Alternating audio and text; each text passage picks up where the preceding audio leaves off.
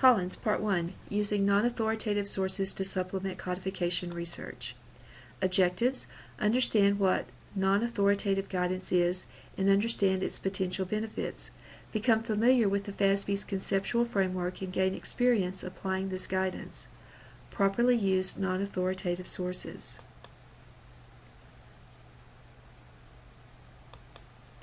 Non-authoritative guidance is any source of accounting guidance or practice not included in the FASB codification. Non-authoritative guidance is not considered GAAP and generally does not, by itself, support a clean audit opinion. The guidance included within the codification is extensive. However, it does not offer guidance on every possible accounting issue. The guidance within the codification was developed piecemeal, and transactions are often unique and ever-changing.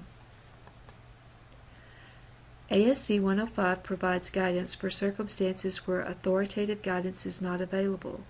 Go to the codification and read this. In such cases, practitioners should look for authoritative guidance for similar transactions.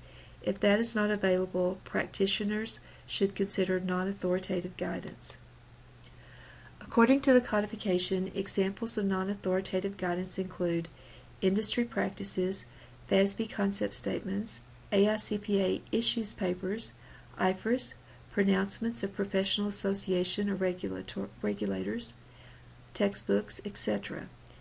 If it is necessary to use non-authoritative guidance, always look for the highest source. A textbook would be the lowest source, but a text could lead to better sources. Use those footnotes at the bottom of the pages. Benefits of non-authoritative guidance. Of course, the benefits of these sources extend beyond offering guidance for issues not addressed by the codification. Non-authoritative sources can also interpret complex areas within GAAP and offer additional context, such as helping researchers understand the intent of codification requirements. Let's look at the FASB's conceptual framework.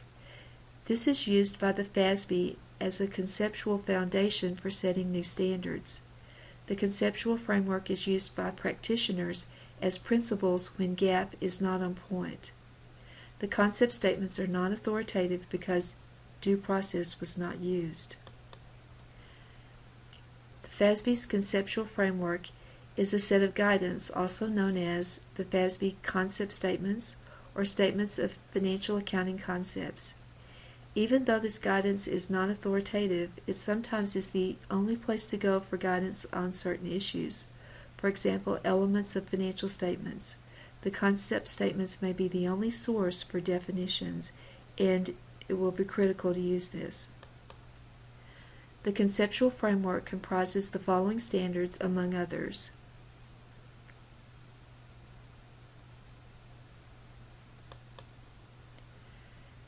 These can be found in the codification database. Note the other sources: accounting standards updates, proposed accounting standards updates, pre-codification standards, and concept statements. Ideally, non-authoritative guidance should be cited in addition to codification references. In a memo, quote and analyze codification requirements first. Then cite non-authoritative guidance if it is expected to enhance the reader's understanding of the codification requirements. Not ideal, but non-authoritative sources may be cited by themselves when authoritative guidance is not available. Before concluding that authoritative guidance is not available, conduct an exhaustive search of the codification. Do not research by Googling. Work with the codification and then with the non-authoritative sources discussed in this presentation.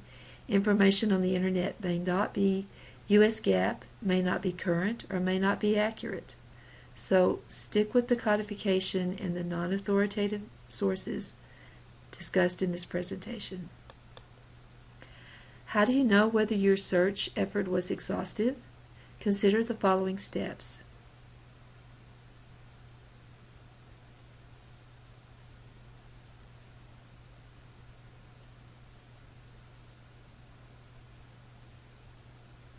After taking these steps, it is okay to turn to non-authoritative sources.